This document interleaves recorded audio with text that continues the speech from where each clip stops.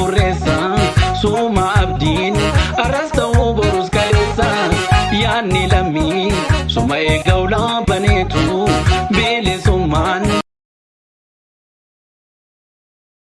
setina weeraruun barbaade miti weeraramee jiraachuun barbaadu weeraree jiraachuun barbaadan mun biyya koo kee jirutti an abbaa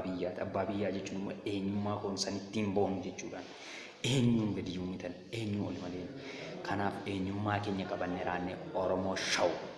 YouTube Oromoo Show irratti oliin taane ol taane of taane ol taane jiraachuun dirqama Oromummaa keenyaatti. Kanaaf hordoftoota keenya like, subscribe, share gochuun hiriyoota keessan qaqqabsiistanii akka nu waliin dhaabbattanii afeerraa keenya torban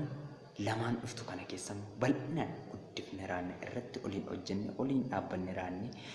miidiyaa kana miidiyaa guddaa fi miidiyaa hawaasa bal'aa goone raanne hordoftoota hedduu ammallee kan horate yoo ta'u kanarra daran akka horatuu fi noolii yoo dhaabbattan isinii wajjin jirra wantoota babbareedoof isin bashannansiisan bakkoota adda addaa irraatti finnee isiniif qabannee dhiyaanne raanne akkasiin bohaarsan akkasiin waliin taane raanne seenaa keenya eenyummaa keenya aadaa keenya afaan keenya akka guddifnuu fi nooliin dhaabbadha yoo isin nooliin dhaabbattan isin waliin jirra nooliif jirra nooliin jirra yoo jiraanne haga jirrutti uummata keenyaa fi saba keenyaa biyya keenyaaf hin jiraannu yoo ta'e jireenyi keenya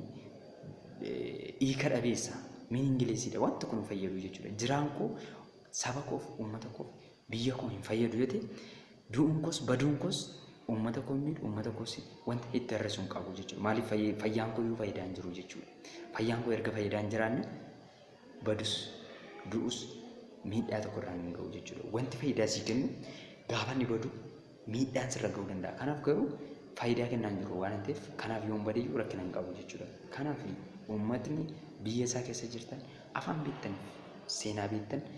dhalootatti hin tuffatina waraqaa cittuu irratti waraqaa xiqqoo ishee irratti akkasittiin barreessitanii raattanii akkasittiin utuu xiqquma ishee toora lamaan tokko beekumsa qabdanii dhalootaaf maxxansitanii baay'ee jaallatamaadha baay'ee fudhatama akka qabudha. Amma irra guddeessaan magaalaa Finfinnee keessa yeroo hedduu 2009 yeroon socho'u kitaaba afaan Oromoon barraa'e tokko argee dubbisuu hin dandeenye jechuudha. Maaliif intuffatanii beekumsa qabu intuffata lammata haalli jirus haala hadhaa fi uummata kan jirudha. Kanaaf uummata kakee horachuu fi uummata jabaa ta'ee jiraachuu kan dandeenyu immoo yoo waliin taane raanne seenaa keenya wantoota miidiyaa sooshaal miidiyaa xixiqqaa fi gurguddaa ta'e irratti seenaa keenya katabnee raanne kan beeksisnuu fi dhalootaaf immoo waraqaa peejjii 6 ta'u peejjii 10 ta'u fuula 7 illee haa ta'u hojjennee raanne bifa gaazexaadhaan illee maxxansinee raanne dhaloota biraa yoo geenye seenaadhaa irraa fuudhee dubbisee raatee jecha lama hubatee dhalootatti dabarsanillee jechuudha.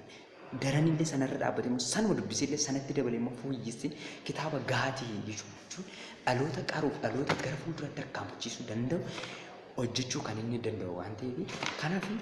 dhaloota keenyaaf wantoota beektan beekumsa keessanirraa akka hirtan kabajaaf jaalala guddaadhaan isin gaafadha. Anillee akka kiyyatti wantoota jajjabduu fi wantoota kun dhaloota hin fayyada jedhu hunda toora tooraan afaan isaan danda'aniin qubeedhaan illee barreessee raadhe kaayiraadhe kan dhaloota keenya hubachiisuu barbaada. Dhaloonni magaalaa adda addaa keessatti dhaloota biyyoota alaa fi biyyoota keessatti dhalatanii afaan Oromoo isaanii eenyummaa isaanii aadaa isaanii dubbisee hin hubatin jiru. Oromoo maal akka ta'e illee namoonni hin beekne hedduu jira.